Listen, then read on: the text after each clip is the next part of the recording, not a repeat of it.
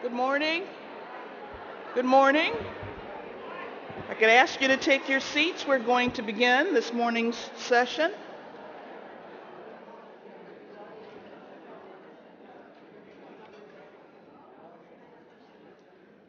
Good morning. All right. Somebody got rest and had good meals last night and ready for a wonderful session today. I am Kathy Bowles, your n4a president and the CEO and president of the Valley Area Agency on Aging.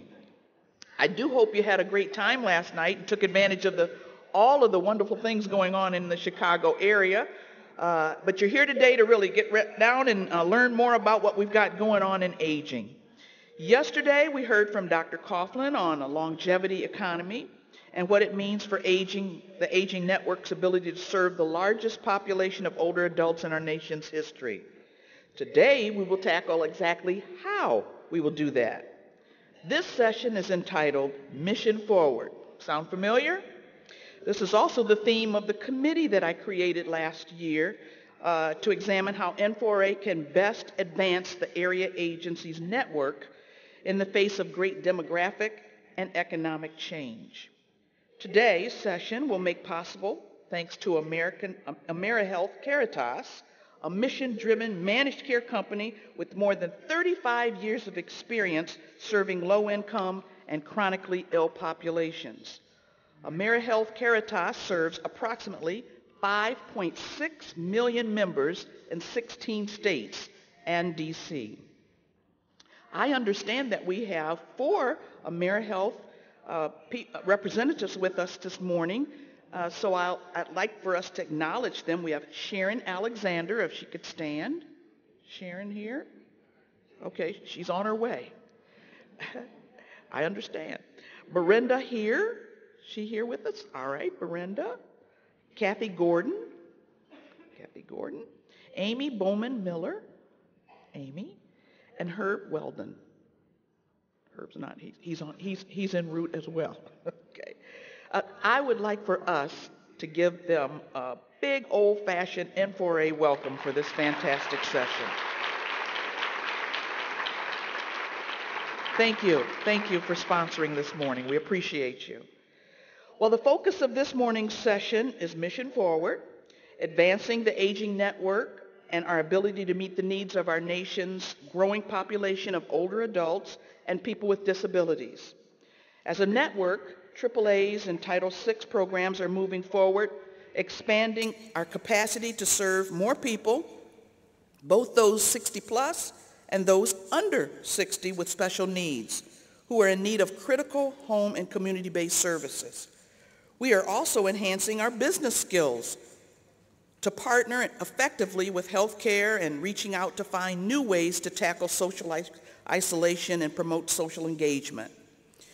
We're also launching innovative community-based strategies and solutions to address transportation, access to services and benefits, health promotion, housing to support people as they age, including those who are living with dementia. We have a big agenda, and we know that the only way we can achieve the agenda is through partnership. Partnerships with our federal friends, our colleagues in aging organizations and healthcare community, and other key stakeholders. Our session this morning highlights the important role of several of these key partners and reflects our association's connection to the federal government, to the country's largest consumer group, and to healthcare.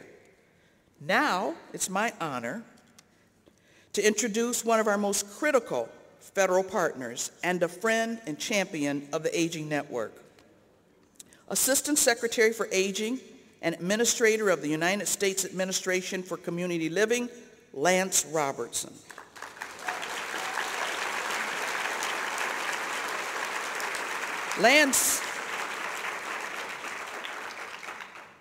Administrator Robertson was appointed by President Donald Trump last August and brings this new role a long history of leadership in the field of aging.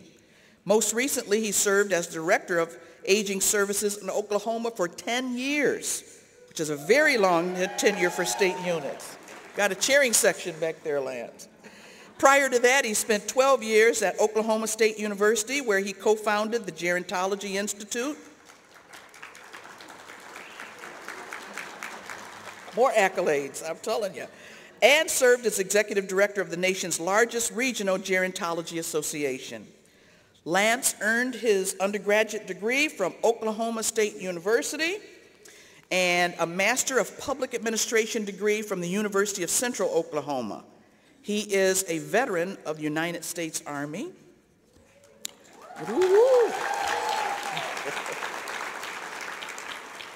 But beyond all these years of experience is a man who is a champion of the Aging Network and an advocate for older adults and people with disabilities. And for those of you who had a chance to meet him last night in the trade show reception, you know that he's a really nice guy.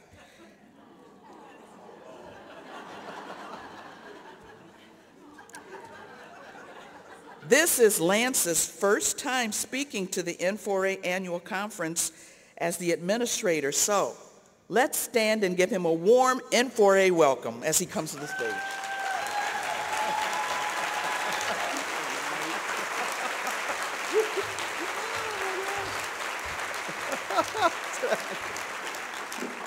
Wow, my gosh. Okay, I'm good. Have a good day. That was great. Thank you, Kathy. Good morning, everybody. And I do mean morning. We get started early around here at n4a, don't we? We got a lot of business to take care of. It's good to be with all of you. I want to thank Kathy for that kind introduction, and you know, she is a wonderful leader, and so proud of the work that she does in Michigan and for her role in leading this very important national association. Also, of course, incredibly grateful for Sandy Markwood. You guys are very fortunate to have such an outstanding executive director, somebody who I think really is plugged in tune, and advocates so effectively. So thank you, Sandy, for the wonderful work that you do as well.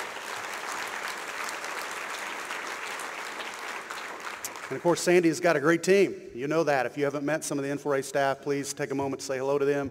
Amy is somebody I've gotten to know. Amy's around here somewhere, probably with her hair on fire. But Amy has done a wonderful job in helping put all this together.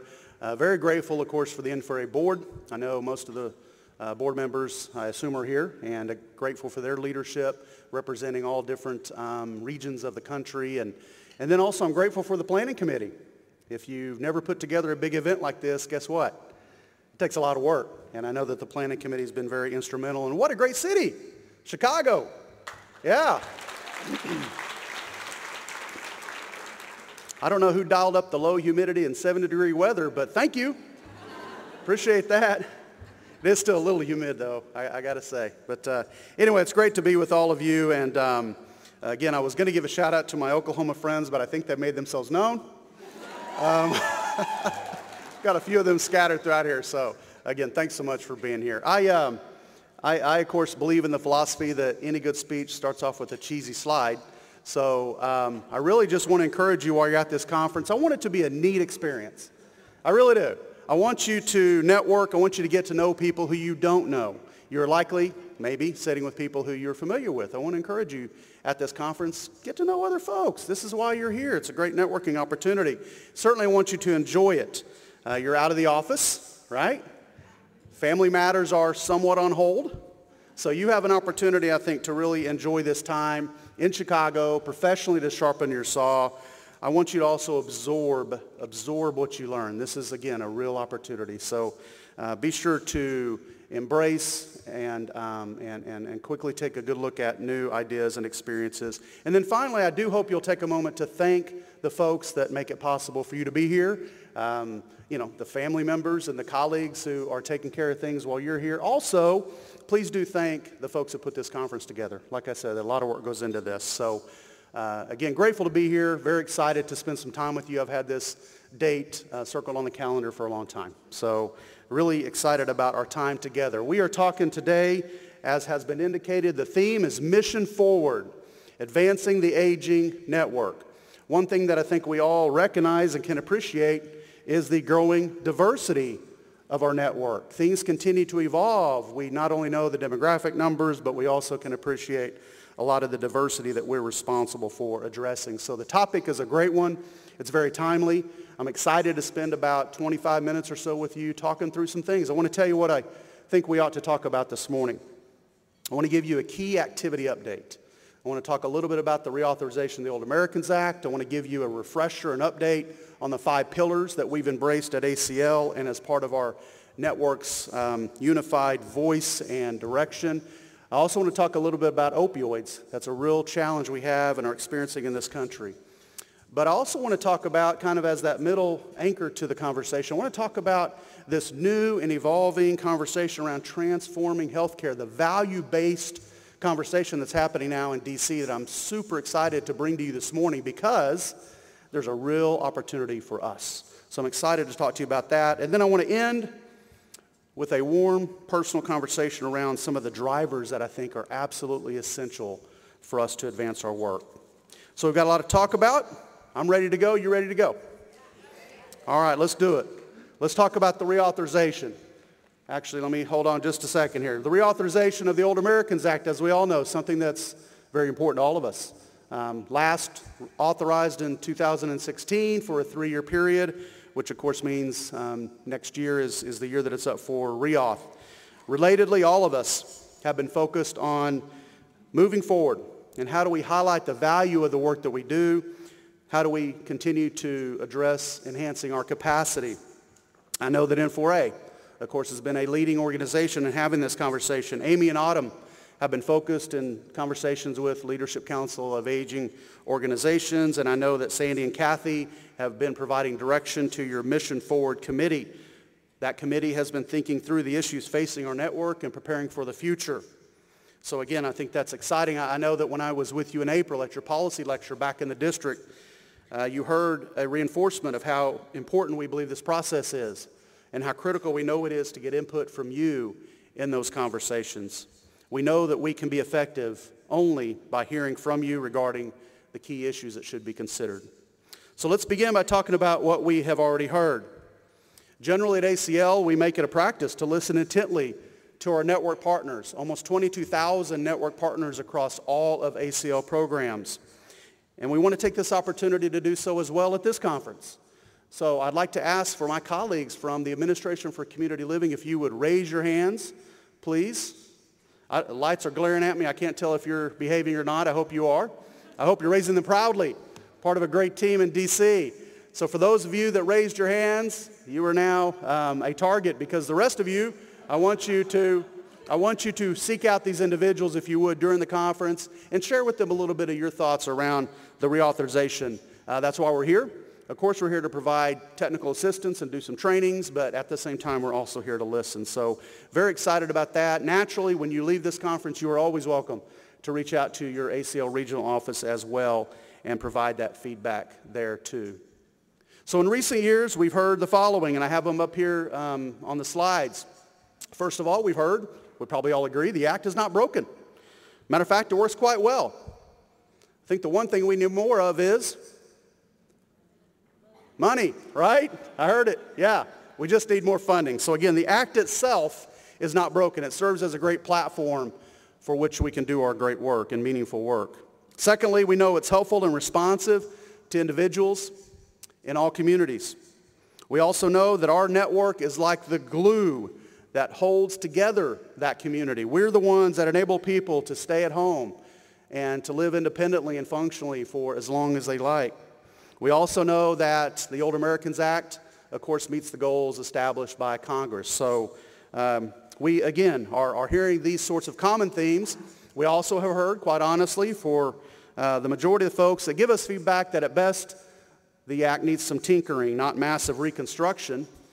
We know that areas that have often been suggested to us involve things like adding more flexibility and removing barriers at all levels to respond to local and individual needs. And I can tell you that as a result, the President's FY19 proposed budget offers states additional flexibility to respond to those unique needs. We also know that in conversations around flexibility, we need to admonish the importance of having practical, responsive, and responsible solutions and ensuring that we don't add more rules and regulations to our practice already. We know another issue for discussion is how do we do all that we can to strengthen the capacity of the network, to, again, serve that growing, diverse population we're responsible for, particularly in a changing healthcare landscape. So, again, a lot that we have been hearing. We hope that you will, again, share your thoughts with us around reauthorization. As we engage with you and hear from about your perspectives, we also have a responsibility for determining what issues that you raise are reauthorization issues. That is, things that can be fixed only through a change to the statute. Or are the issues that you bring to us better addressed, perhaps more readily addressed through clarification of existing authorities, technical assistance, and communication about what is possible now? Often we've heard that the most important thing needed, of course, is additional funding. And it's important to note that this is not actually a reauthorization issue. Increased authorization levels do not equal increased appropriations. It's a different effort, different process, and a different congressional subcommittee. In addition, we received many comments about perceived statutory restrictions, only to determine that the commenter must have misunderstood the act. So that restriction may be something that is happening at a state or local level and can be addressed there. But regardless, we hope that you'll engage with us. Please, let's work together. We know that the best thing we can do is have that conversation to determine how to accurately address the issues you bring. Now, the process for reauthorization is very similar to the budget process. So federal agencies like the Administration for Community Living go through an internal process that begins in the spring of the year and concludes in January of the following year with the release of the President's budget and policy agenda, which immediately follows the State of the Union. The current authorization for the Old Americans Act, as all of you know, expires in September of 2019.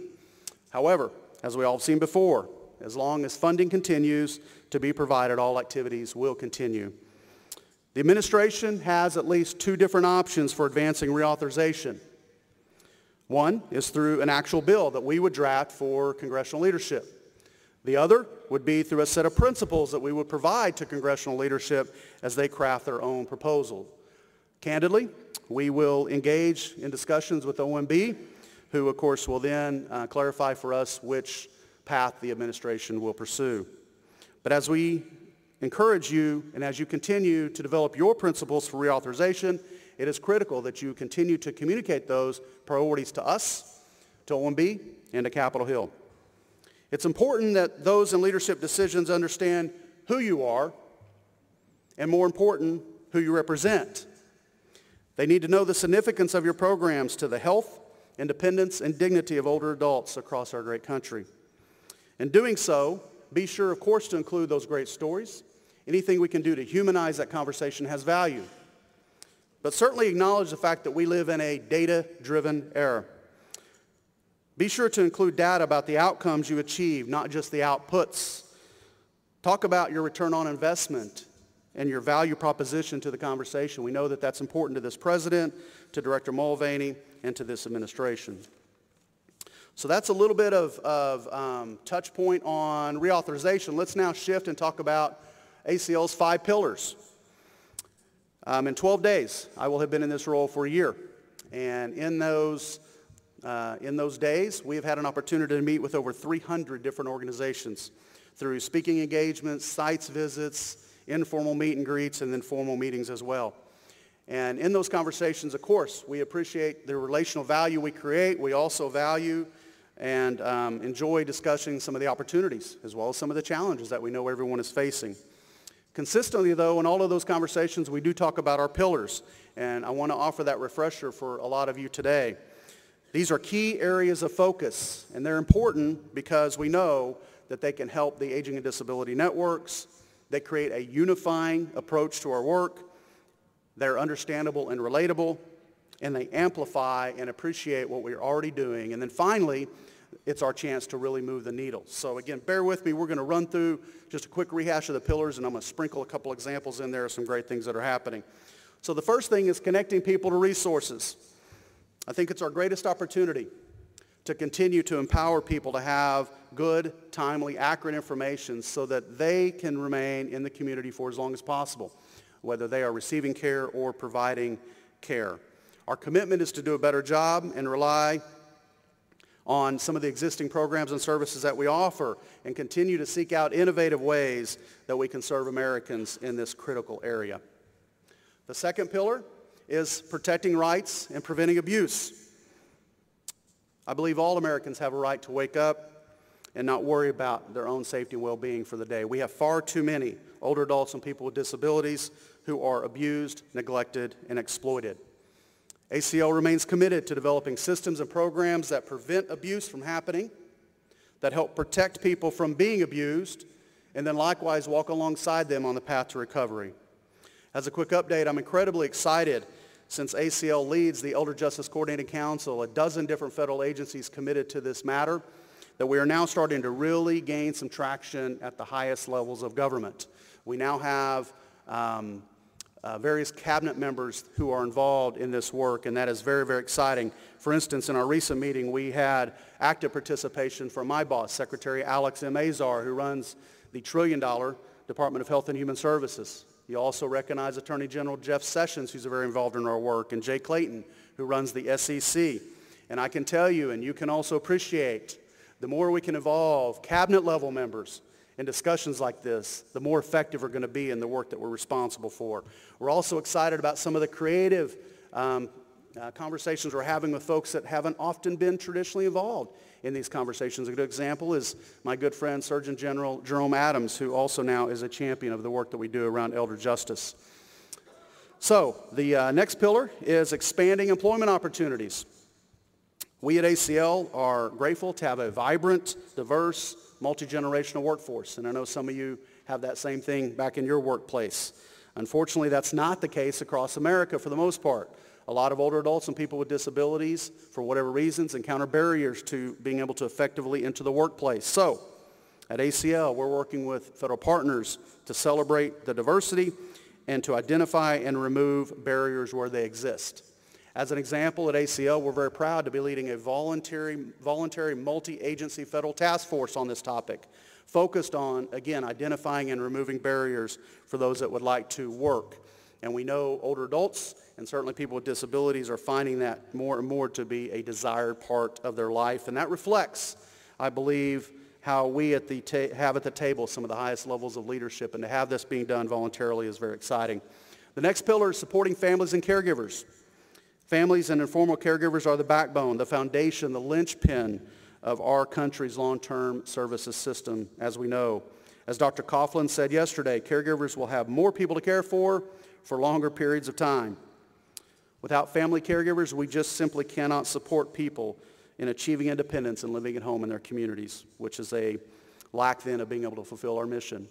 We know that there are 43, probably an underrepresentation, 43 million caregivers in America, and they are our focus. It's a core part of ACL's mission, and of course all of you know that we have a number of programs and initiatives that do just that in targeting effectively caregivers.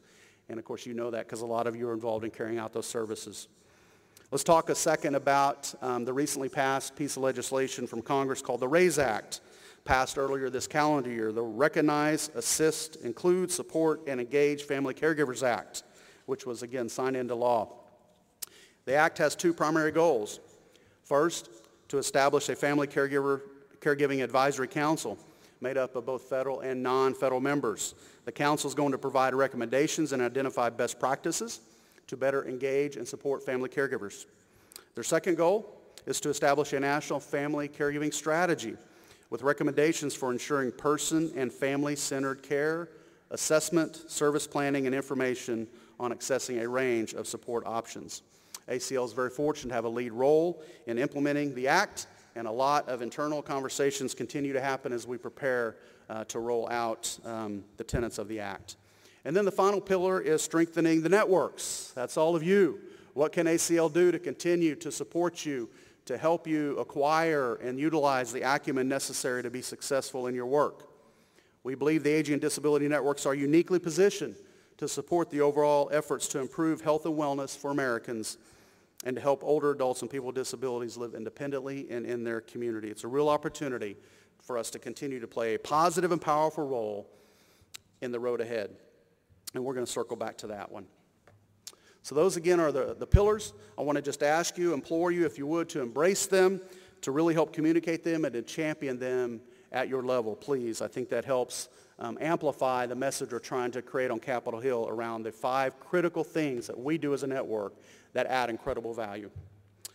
So now I want to talk about quickly another thing that I believe is absolutely critical, and it is this battle against the pervasive, insidious opioid epidemic. It's a priority of our boss, Secretary Azar, and certainly, as you know, it's a presidential priority.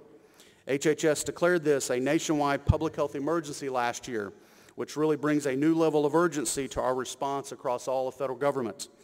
Across the department, we're all looking at ways on how we can help decrease the number of prescriptions and treat dependency. I want to quickly introduce to you, hey, there's the network, by the way, in case you didn't know where you're at. Yeah. There we go. All right, Secretary Azar's 5-point strategy in addressing the opioid crisis. I want to quickly tell you about that because I think it has pertinence for the work that you do each and every day. The first point, the first commitment is how do we create better data around the epidemic? We have to understand this crisis in order to stop it, which is why HHS is working with states and other stakeholders to support timely, specific public health data and reporting. Even the CDC is working with your state health offices and your local coroners to help monitor overdose data. The second point is better research on pain and addiction. We clearly need more tools to help us win this fight, which is why HHS supports cutting-edge research on pain and addiction. And the advances that we're seeing in both the public and private sectors, like non-addictive painkillers and new methods of addiction treatment, are very exciting. Third is better pain management. We need to do a better job of addressing the real problem of pain in America, which is why HHS wants to ensure everything that we do, from payments to prescribing guidelines, best practices, and more, promotes healthy, evidence-based methods of pain management. Fourth is better targeting of overdose reversing drugs. People in communities all across America, in our own cities and towns, are alive today because of the progress that has been made in making drugs like naloxone available when and where needed. So we're committed to working with you to ensure that communities have access to these life-saving drugs. And then the final point of the strategy is better prevention, treatment, and recovery services, which I believe presents an opportunity for all of us in our network. We know directly providing these services often falls on states and local governments and in communities, but we can help at the federal level by offering grants to support access, expand coverage through some of our HHS programs, and provide technical assistance and guidance. This is a big priority. We already had for this fiscal year $3 billion invested in fighting the opioid epidemic, and $10 billion more is proposed in the coming fiscal year budget. And at the Administration for Community Living, we're helping to make sure that the unique needs of older adults and people with disabilities are considered and addressed as part of these efforts. For example, it's important to know that as people age, medications affect them more strongly and are slower to leave their systems. That means that the side effects of opioids can be severe. Prevalence rates are higher, and the longevity of use is more significant. The diversity of pain conditions requires a diversity of research and treatment approaches. One approach we have seen that is very effective is the Chronic Pain Self-Management Program, which is intended, of course, for people with a primary or secondary diagnosis of chronic pain. This is an evidence-based program that people participate in once a week for 6 weeks, often at senior centers and other community-based locations. Research has shown that people who go through the program have less pain, improved mental health, more energy, and increased satisfaction with their lives compared to those who are not participating in the program. Opioids also are causing problems, unfortunately, for older adults who are really not even taking the actual prescriptions themselves. When family members abuse and misuse opioids, it can create additional challenges and risks for older adults. Older adults are increasingly raising grandchildren more frequently because their parents are addicted to opioids or incarcerated as a result of an addiction. The opioid crisis also puts older adults at greater risk for abuse. Why? Well, because they're prescribed more opioids, which means their medicine cabinets become targets. And we often hear heartbreaking stories about seniors who are not being properly provided their prescriptions. We also know that an addiction can drive family members to target the life savings of vulnerable elders to pay for drugs and to become violent if denied. So that's the opioid piece, which again, the Secretary, the President has asked that we share that anytime that we can, because at the end of the day, this is a problem that rests on all of our doorsteps. So again, thanks for supporting that. Thanks for understanding and appreciate the criticality of that conversation. But the last thing I want to talk to you about is another HHS priority, something I'm incredibly excited about. You may have heard that HHS Secretary Alex Azar has recently been talking about transforming healthcare to a value-based system. And by that, he means creating a healthcare system that pays providers based on outcomes, not procedures. This is one of Secretary Alex Azar's 4 priorities, along with combating the opioid crisis, which we talked about, lowering the cost of prescription drugs, and reforming the individual market for insurance. The value-based transformation, though, has multiple components. One element of quality assessment for post-acute care facilities is cutting down on readmissions. And as Secretary Azar also has said, a system that pays for value will aim to move patients into the lower cost appropriate setting. That means avoiding hospitalization and nursing home admissions, shortening durations of stays when they happen, and preventing readmissions after discharge. And here's the really exciting part. One of the things that the Secretary really has started to point out recently in speaking to healthcare organizations is that if we need to better incorporate ACL and the aging and disability networks, that's a reality if we want to make this particular vision happen. So you can read a quote from him just recently, and again, I bolded the part that has such exciting pertinence to the work that we do. It's that social determinants of health conversation that really is coming to fruition now by federal government support, and we're very glad to see that. Even our Deputy Secretary, who is the Chief Operating Officer for the agency, has even been saying some things that tie into this and excite me even more. He has said recently that the most important word in our department's name is the word "and," health and human services. So you're talking about a $1 trillion federal agency, about 80% of which is directed at health programming, where now we have the Deputy Secretary acknowledging the fact that that key word is "and." How do we partner between the health and human services work that we do?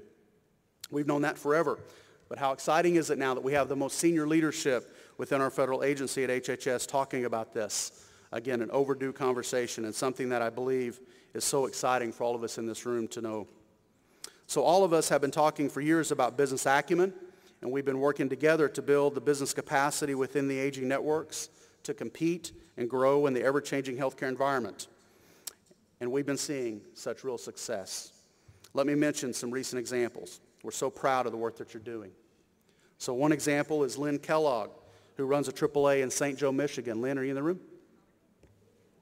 All right, very good. We're going to point out our rock stars. That's how I roll. So yeah, Lynn has signed a contract with the health system where the AAA will start doing the work under 7 care management codes under Medicare Part B, with the health system as a billing entity.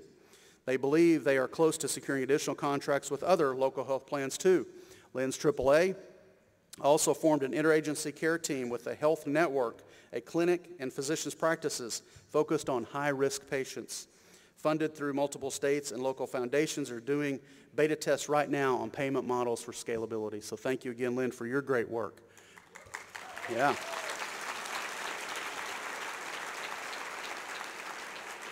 How about Dawn Simonson? Are you in the room today? Dawn? Dawn's in the back. Hey, Dawn. All right. Dawn runs the AAA, the Metro AAA in St. Paul, Minnesota. And she formed an LLC to act as a laboratory for healthcare partnership development. Out of that, they created a subsidiary called Juniper, a statewide network of 140 service delivery organizations providing 10 evidence-based health promotion programs for older adults in Minnesota. Currently, more than 30 healthcare delivery organizations have partnered with Juniper. Thanks for your great work, Dawn. How about, yeah. How about David Kelly? David's in the room, David? David's in the back as well, all right. David runs the Aging and Disability Organization in Southwest Washington, which created a primary care liaison role in collaboration with the Northwest Geriatrics Workforce Enhancement Center, which had 3,000 referrals recently from primary care practices. So these are some examples of real opportunity that we're experiencing that can build bridges and connect the two sides of health and human services. And it's not just with healthcare providers. The AG Network is also building partnerships with the private sector to build additional capacity. An example or two in that space. Victoria Jump. Victoria, are you in the room? People are not catching on. They're like, I'm not here. I'm not. Right? Victoria, are you here? We're going to talk about you anyway. Victoria Jumps. Ventura County AAA in California partnered with a local restaurant in a rural, low-income, predominantly Hispanic community to provide culturally appropriate food options, community ties, and local economic development, all in one. The restaurant provides both congregate and home-delivered meals. How about Billy Johnson from Ohio? Billy, are you in the room? They're clapping for you. Here's Billy up front. All right. In a similar vein, Billy Johnson's area agency on aging of northwestern Ohio created a program to mitigate malnutrition in kinship families. Through the Fresh Fruits and Vegetables program for kinship families, local farmers provide a large box of produce to participants monthly, along with cooking demonstrations and nutrition education. So again, these are just a few examples. I know there are many, many, many more. We hope that you'll share them with us. When you share them with us, it helps me do my job better. You see, in my role, I wear a variety of hats. Administrator, assistant secretary, absolutely. But at the end of the day, a lot of my job boils down to the fact that I am a salesman. That's what I am. I'm a salesman. The most important and enjoyable thing that I get to do is to sell us. Each and every day, I get to sell the value of who we are, the people we serve, the organizations we represent, and so often to entities that need to know more about us.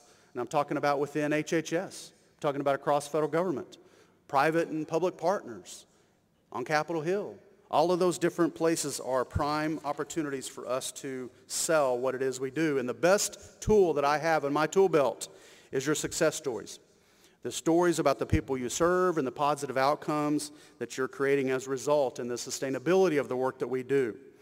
Those are the stories that bring to life what our networks are all about and how we can be an invaluable partner with the healthcare side of the house. And that's always been important. But now it really does feel like for the years that we've been having this conversation that we can see the summit. We are climbing our way and almost there. It's such an exciting time when you have the head of HHS talking about the role that we can play by name. That ought to really just engender some excitement within. So we are, again, part of a wonderful, wonderful transformational conversation, something we're super excited about. Let me then be honest. In being successful in moving our mission forward, that's not going to happen accidentally. It's going to test us, challenge us, and probably break a few of us. But I believe in us. I believe in our commitment, our resilience. I believe it's unmatched. So, as part of that warm, personal conversation I promised you, let's dedicate this last brief segment to be a reminder of the core things that we must be committed to doing if we're really going to celebrate true success. I want to ask, how many of you have seen Admiral William McRaven's speech on YouTube that he gave in 2014? A lot of folks, have you seen that? If you haven't seen that, that's your homework assignment. One homework assignment for me is not bad. All right? You need to go watch this YouTube video. He is the former commander of the U.S. Special Operations Command, and he gave a presentation as part of the commencement speech at the University of Texas in 2014. And then he also, of course, wrote a book called Make Your Bed.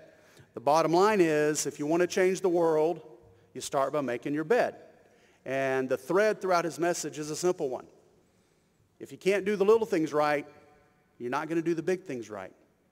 So as we're perched looking at the summit of this mountain we've been climbing, it's time now to make sure that we're ready to do the big things right. But I also believe that it's important to sit down for a second and talk about the tenets for being exceptional. So I am not an admiral, nor do I have any right to give you this list other than I put together what I believe to be the 10 tenets for being exceptional. So I just want to challenge you in closing. These are things that we have to commit to doing well. It's the small stuff that's going to help us be successful at the big stuff. So the first thing is commit to quality work. Don't simply talk the talk, walk the walk. Do everything you do as though you're creating a legacy roadmap for others. Know where that bar is at and exceed it. The second thing is to collaborate and build support. I've got to ask you, what relationships do you have that need work? Which ones do you need to create?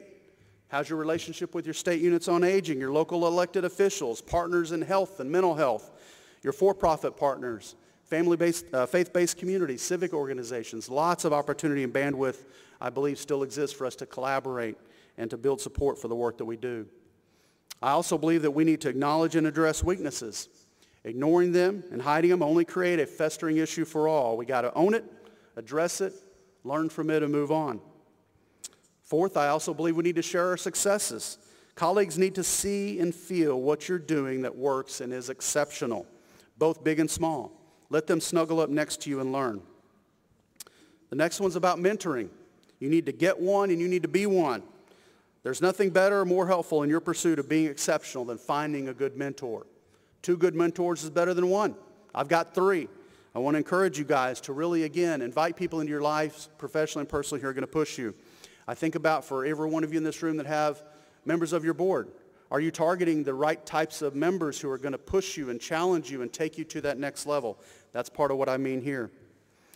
The next thing I think we need to focus on is encouraging each other. The work we do is tough, sometimes thankless. Sometimes we even view it as a competition. But in reality, we have to acknowledge the fact that our network is only as strong as the weakest CBO. So we have a commitment to really encourage and to help one another so that we can all be the best we can be as a collective network. Next, I believe we need to fight against that scarcity mentality. Have we been arguably starved resource-wise? Absolutely. But I believe true resilience is an outgrowth of challenge. If your view is always that the glass is half empty, your glass is never going to be full. The scarcity mentality can really cloud opportunity as well. I also hope that you'll thirst to learn. You're here. That's a wonderful thing. You got to always sharpen your saw. Find out, again, what it takes to be better and to be more effective and efficient in all that we do. Next, I want you to be the example. The secret is this. There's plenty of room for trailblazers. So I want you to be the example. I want you to dream and dream big. I want you to become that model of excellence in all that you do, both big and small.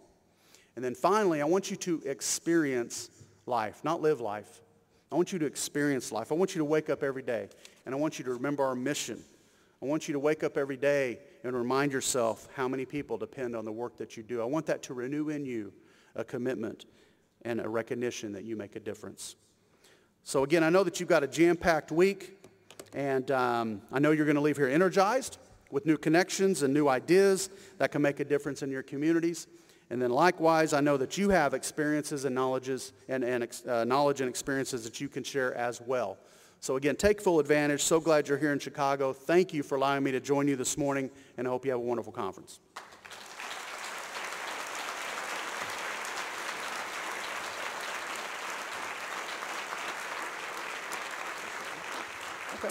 All right. So we've got about 8 minutes and 43 seconds left. Hey, I don't play around with Amy, wherever Amy's at. I don't play around with Amy.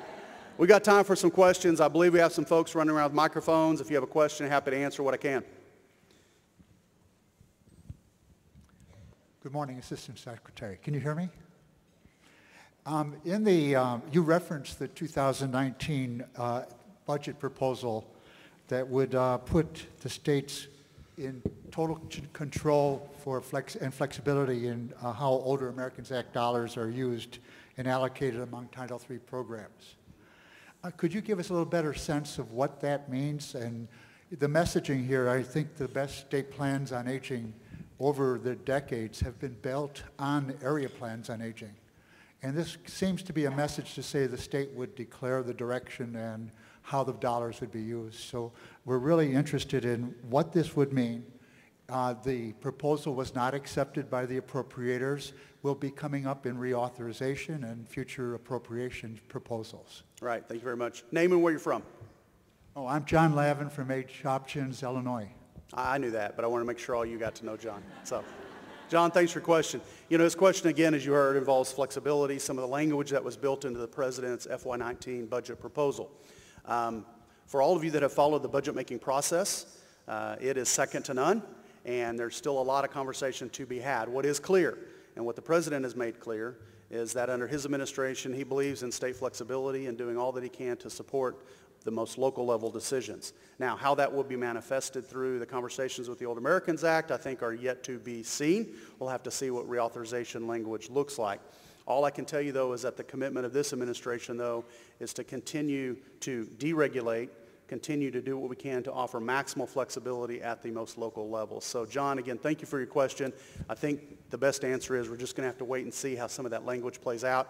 Obviously, at ACL, at the end of the day, our obligation is to fulfill what Congress asks us to do. So we look forward to doing that and working with you. Other questions?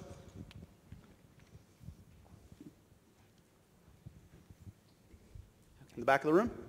Name, please. Where are you from? Yes, good morning. I'm Shireen McSpadden from San Francisco, Department of Aging and Adult Services. Great. And also alternate member on the board of N4a. So, Assistant Secretary, thank you so much for your leadership and for your words today. My question is about the Aging and Disability Resource Centers. So they seem to be struggling to secure federal support since the mandatory funding we secured in ACA ended. And what is your plan to provide the federal leadership we need to make no wrong door systems strong in every state and community? Yes, thank you very much. So as we briefly acknowledged in the pillar conversation, that is one of the 5 pillars. I don't stand up here and pretend to have all the answers. I think there's a lot of great conversations happening around how do we further build on and support all the work that has gone into the ADRC no wrong door system. There's a lot of opportunity there. We have to see, your question is really much more an appropriations question. How can we make sure that the funding is there to continue to support and build that out? I wasn't part of the original team that crafted that some years back, but I'm assuming that built within that was some expectation of sustainability and how can we make sure states and local entities are able to support those systems and that they're not entirely dependent on federal funds. So, again, what I can tell you this morning is that it's one of the 5 pillars for a reason. I believe one of the most effective things we can do is to make sure that people have accurate, timely information so that they can make the right decisions for helping themselves and those that they care for remain in the community. We have, again, quite a team dedicated to having that conversation on how we build out that pillar and what the connectedness would be for the ADRC No Wrong Door existing system. So, again, thanks for your question from California. Any other questions? I've got one in the back and then, okay, go ahead back here and then we'll jump over here. Hi, thank you so much. My name is Shelley Reed-Wernick from the Jewish Federations of North America. Thank you for being here and all of your support. Thank you. I read recently that on Kaiser that between 70 to 90% of older adults will have experienced at least one traumatic event in their lifetimes. And for refugees, veterans, people with PTSD, the trauma can be more apparent, but for so many older adults, it's hidden, people who are survivors of domestic violence or other hardships. My question is, what ideas can be done to prepare the aging network to deal with people who, for them, some of the normal process of aging, such as decreased mobility or cognitive decline, can be severely impacted by that past trauma? Yeah, great question, and thank you for the work you do at the Jewish Federation. What a great organization. Really, again, what I think of when I listen to what you said and then respond to your question is that opportunity for us to really build stronger connections with our mental health partners. SAMHSA at the federal level, Dr. Eleanor McCants-Katz, who went through Senate confirmation with me, is a very good friend and somebody who I have regular conversations with about, at the national level, how can we better connect our networks. There's a lot of work that they're doing that, candidly, we might could do better. So it's a conversation around how do we forge better partnerships. Now, again, never am I one to say that all of that magic happens at the federal level. Quite candidly, I think some of the best work I'm aware of happens at the local and state levels. So what I want to encourage you to do is to continue, if you haven't, start, but if you have, please continue to reach out and strengthen those relationships that you have with your community-based mental health partners. I think that there's a lot of opportunity there. And I likewise acknowledge so many of the issues that we try to address throughout the aging and disability networks have started with some sort of traumatic event, some sort of mental health diagnosis, something that has really created in that family situation a significant challenge. So you're right, that's an area we need to grow stronger in as a network, But I also think that that's not our lift entirely by ourselves. I think our mental health colleagues and friends are very suited to really help us travel down that path. So thank you again for your question. I think we had a question over here. Oh, yes, right here. I'm Jeff Doucette, State of Nevada Aging and Disability Services Division. Oh, okay. I appreciate your comment on data and outcome stuff, and you guys still have a standing invite to come to see us in Nevada whenever you have a chance. All right. But my question is on food insecurity. One of our priorities in Nevada was in food insecurity, so I was hoping you could share your thoughts on what us states and what our network can do for food insecurity issues.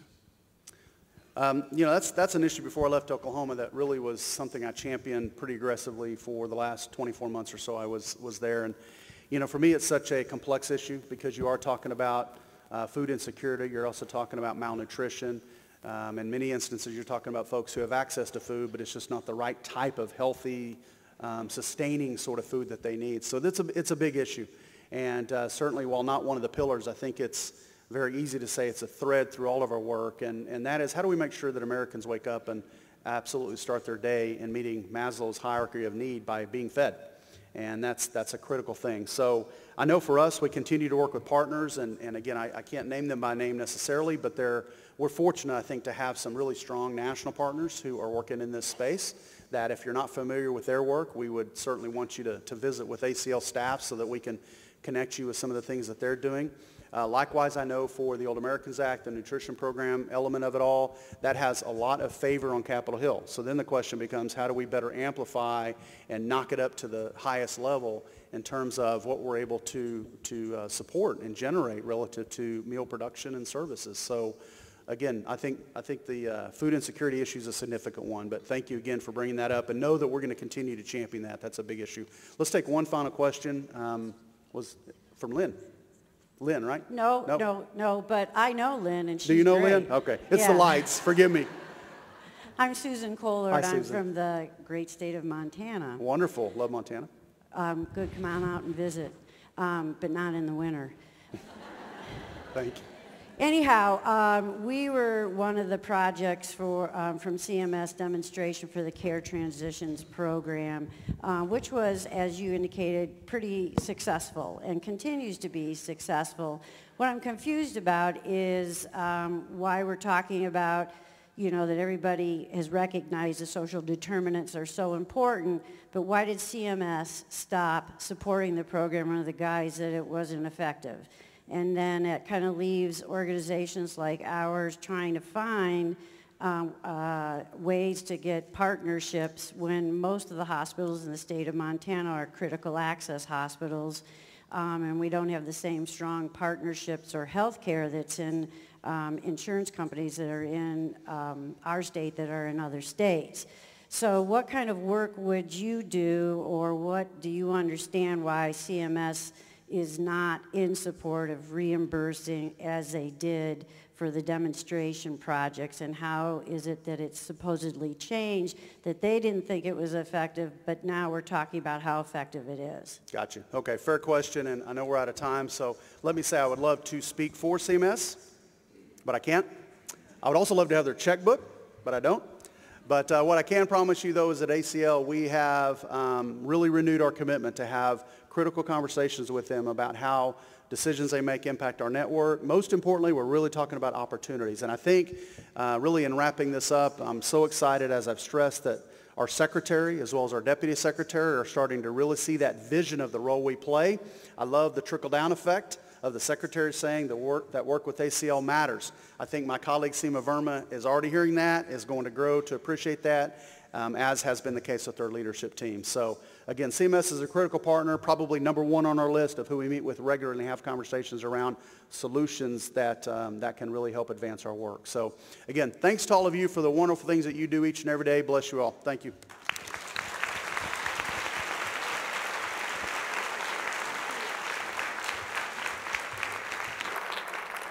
Thank you, Lance, for being with us this morning and for helping lead us forward as a network. We are so lucky to have you as a leader at ACL.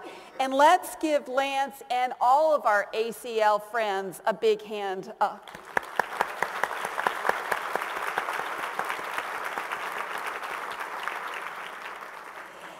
As a network, the Aging Network comes together as a community. And I think Lance's discussion of the pillars and the direction of HHS and our discussion that we started yesterday, and Lance also echoed about the reauthorization of the Older Americans Act, really has us fired up. And the one thing that we know is with this network, when we have our hearts and our minds directed in one direction, there's nothing we can't do, and we will do it together with ACL. In saying that, as Kathy mentioned earlier this morning, we can't be on this journey alone.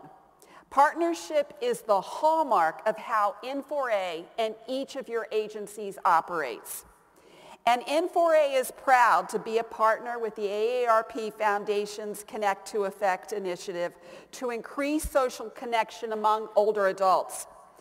I know you'll agree that the Aging Network has always been in the business of reducing social isolation, but as this problem grows, so too must be our response, and we are so excited to be in partnership with the AARP Foundation on this important issue. We are also so pleased to have the president of AARP's charitable affiliate, the AARP Foundation, with us this morning. Lisa Marsh Ryerson was so well received when she was here with us last year that we invited her back again. The AARP Foundation works to end senior poverty by helping vulnerable older adults build economic opportunity and social connectiveness.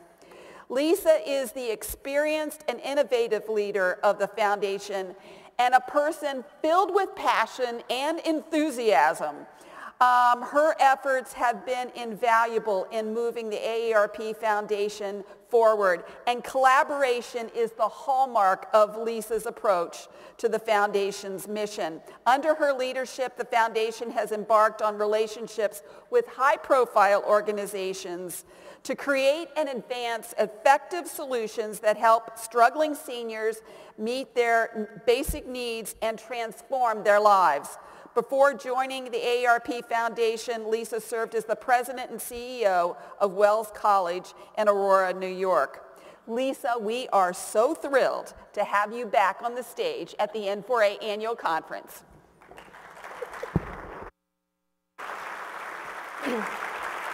It's always a great day when I get to be with Sandy and with all of you. I was so excited to be returning, and a treat to share this morning's program with Assistant Secretary and Administrator Robertson. It was wonderful to learn from you again today, to be with Edwin and all of our colleagues at ACL. I come to you from Memphis, Tennessee, where the AARP Foundation team worked to raise awareness of senior poverty and packed 500,000 meals in Memphis on Saturday. So my voice is a little bit raspy as I was cheering on those volunteers. But as always, when I look out at all of you, I'm reminded of the power of our connection, because you are our colleagues and friends who are getting work done in community each and every day. And all of our initiatives, as Sandy said, at AARP Foundation link so beautifully with the program work and initiatives that and interventions that you're presenting in communities and working on across the nation. We know that the need is growing and enormous, and that our creative collaboration remains critical given the size of the challenges. So last year when we were together in Savannah, I spoke with you about social isolation and what we were doing with Connect to Effect, and we heard from 3 of your colleagues about important interventions in states across the nation. We know that social isolation is a form of deprivation. Connection with others is a richness that we measure in the coinage of interaction and relationship and in the currency of compassion. Because making sure that seniors stay connected to their communities matters. And it matters because humans need connection. At AARP Foundation, we believe that social connection is the new frontier in aging, so it's so appropriate to be with you talking about it again at your conference where you're thinking about mission forward. And Sandy and I were discussing recently the progress we've had with Connect to Effect and thought it would be helpful to update you on that progress as a way to incentivize more dialogue about ways that the foundation can continue to partner with you. But when I use the word progress, I use it advisedly. Social isolation remains a huge hidden problem across the country.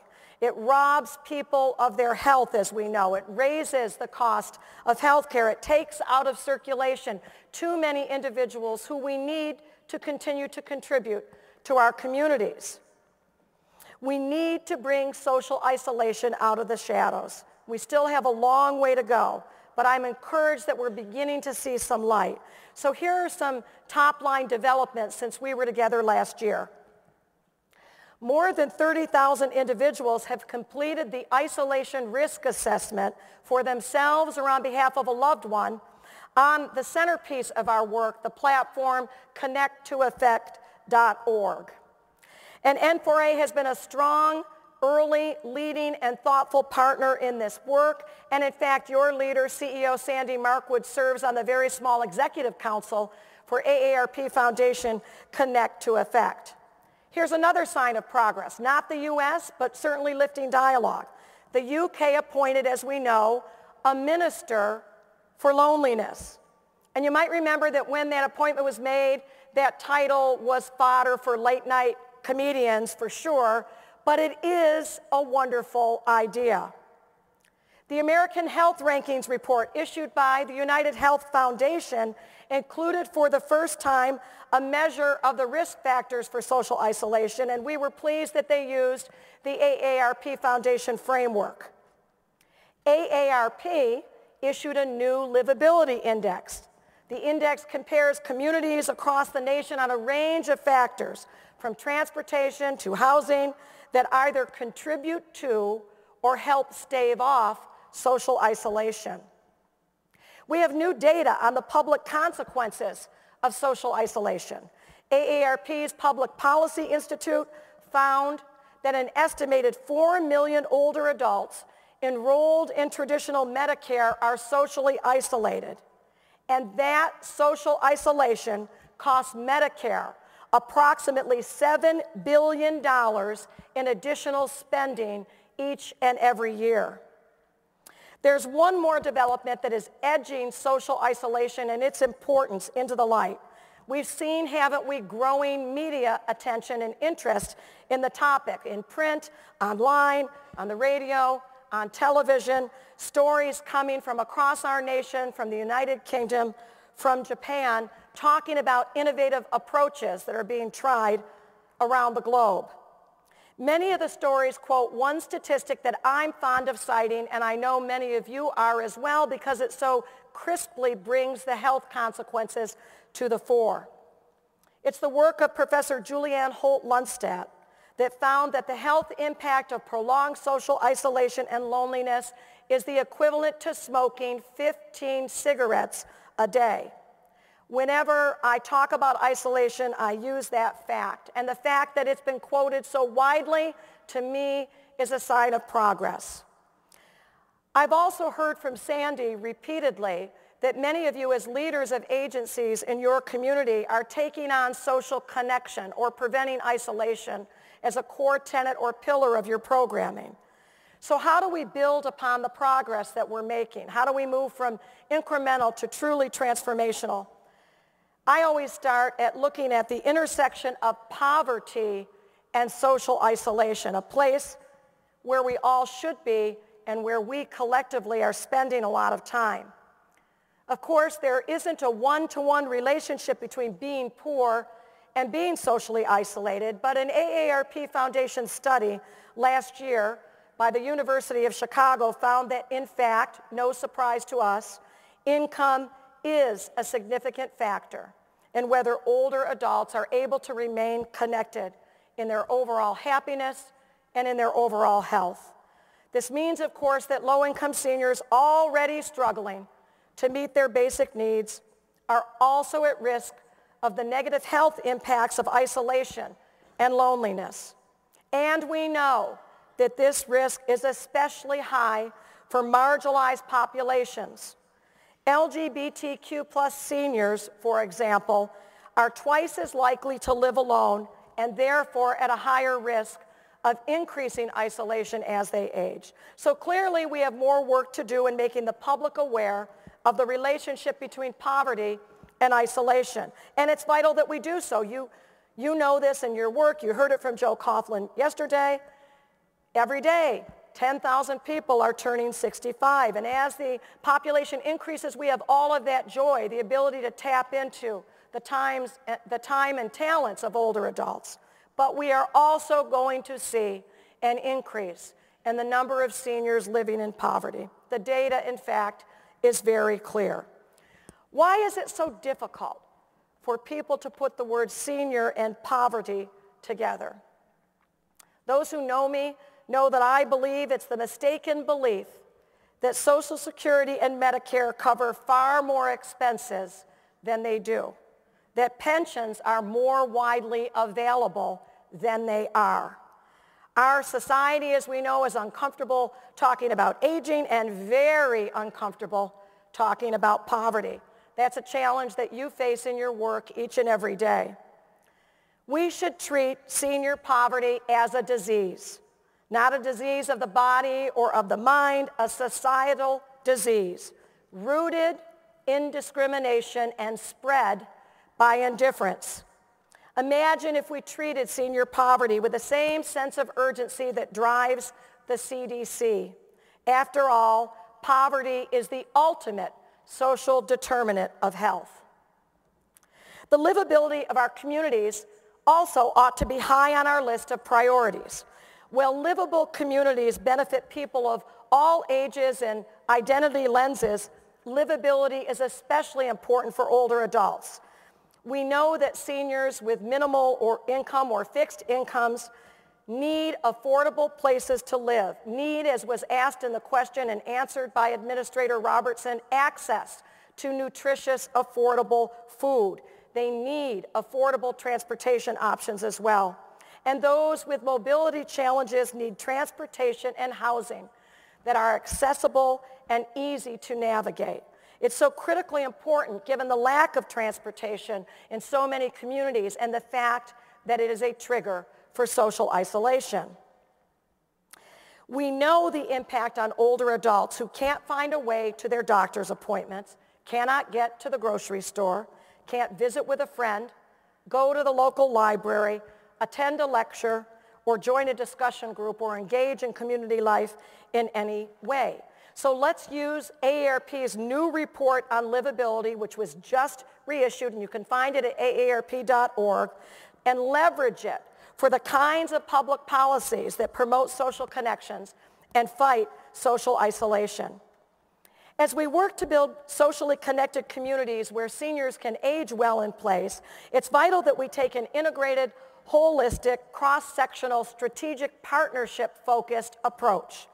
Our slogan must always be no silos. Our model might be programs like Capable that emerged out of the School of Nursing at Johns Hopkins. As many of you know, Capable stands for Community Aging in Place, Advancing Better Living for Elders. Capable helps low-income seniors age in place by bringing together an occupational therapist, a nurse, and a repair person. And we're so excited at AARP Foundation that we've been able to give a grant to implement Capable at the VA Boston healthcare system. Capable is just one example of how to bring health into the home to improve the lives of low-income seniors. And as we continue to look at social isolation through a health lens, we also need to make screening for social isolation a routine and seamless part of seniors' health care. In an AARP research poll, just 15% of adults said that a medical practitioner had ever asked them about loneliness or social isolation during an exam. So a standard assessment tool that allows health professionals to screen for social isolation along with other social determinants of health could and should contribute to improved health outcomes, reductions in health costs, and fewer hospital readmissions. I'm really excited to tell you that's why we're working with a AAA in Maryland called MAC, stands for Maintaining Active Citizens, to develop and carry out an isolation screening and referral service. And the AAA will be collaborating with area health systems and the statewide health information exchange to build out the screening system. Clinicians and community health workers will be trained to ask a simple set of questions about a patient's current level of social connection. And those who are identified as being at risk will be connected to appropriate community-based programs. So as we take on these integrated approaches across organizations and across disciplines, we need to think ever more expansively about ways to build social connections that include reaching out to people who have not been typically considered part of the solution. It might be a college student or a high school student who can connect with low-income older adults in their communities on a more regular basis. It's why we're supporting a project that is being run by Generations United. It's a pilot project with New York University, Boston University, and Washington University in St. Louis, in which we're testing out college students or recent graduates renting rooms from seniors in their communities. So we'll let you know how that goes. Again, that's Generation United's work. We've also given a grant to the Council on Independent Colleges to encourage faculty members and students to take on identifying and meeting the needs of low-income adults in their communities, because colleges and universities are anchor institutions in communities. I want to give one example from my home area in New York State. At St. John Fisher College in Rochester, New York, there's a joint project with the biology and sociology departments that's bringing together students with low-income older adults in the Rochester area. The students are trained to go out and talk with and interview the seniors about their health goals and their desires for connection. And then they work with the seniors as it relates to health on increasing grip strength, flexibility, fine motor control, and other biomarkers of longevity. And they also learn about peer-reviewed articles on aging. So for all of us who work in the field, I think it's really exciting that college students are being encouraged to know about your work, become interested in working in the field of aging as well. Many of you have asked me just over this morning as I've run into you about, you've heard about what we're doing with voice automated technology. So I wanted to give you a brief update. We're testing out whether or not voice automated technology can promote social connections. And we're working with a number of affordable housing complexes in Washington, D.C. and in Baltimore, Maryland, where we've given more than 170 older adults an Amazon smart speaker, and we're examining whether or not Alexa can make people or help them become more socially connected. Do some of you have smart or voice automated speakers in your homes? I'm seeing a raise of hands. I'm not surprised by our early results, because when I leave my apartment in the morning, I ask for my news report and whether or not I should take an umbrella. And I sometimes talk to my smart speaker as if it's a person. But even as we work with the notion of voice automated technology, know that we keep at the forefront of our minds, of our innovation, and of our planning, that although it may and likely will have a positive impact in encouraging connection, such as a woman in one of our project sites who takes her speaker out into the lobby and plays opera and music and invites her friends from the other apartments to sit with her and listen. So we know it can help, but human connection, person to person, is irreplaceable and must be what we're going for always. Yes, that's right. At AARP Foundation, when we're doing this work with Sandy, with n4a, with other organizations, we keep at the forefront how important research is, how much we still have to learn, and how we can fund those research gaps, but also how important it is to learn from one another. Equally important, listening to participants in our pilot projects and communities, which is what you do each and every day. So gaining insights from you and continued insights from n4a really frames how we spend our resources and our time at AARP Foundation. We're testing and learning and trying to validate some of those solutions. I want to talk to you, we have a lot of upcoming research on ride-hailing apps and new perceptions of social isolation among older adults, but I really want to talk just about one study that we're proud to let you know today we're sponsoring and that will launch very soon. And it's a consensus study that will be led by the National Academies of Sciences, Engineering, and Medicine. The study will examine the health and medical dimensions of social isolation in older adults. It will look at predictors of both isolation and loneliness, the impact of these conditions on cognitive, emotional, medical, and quality of life outcomes, and factors that may mitigate the link between isolation and health outcomes. It will also explore how social isolation and loneliness affect access and use of health care. The National Academies study will also explore opportunities and strategies for identification, prevention, and interventions that can be deployed in clinical settings. And given the prestige of the National Academies, I believe that this study can and will have substantial impact. So as we look to these important research reports, we also are looking to an exciting opportunity that's just 2 months away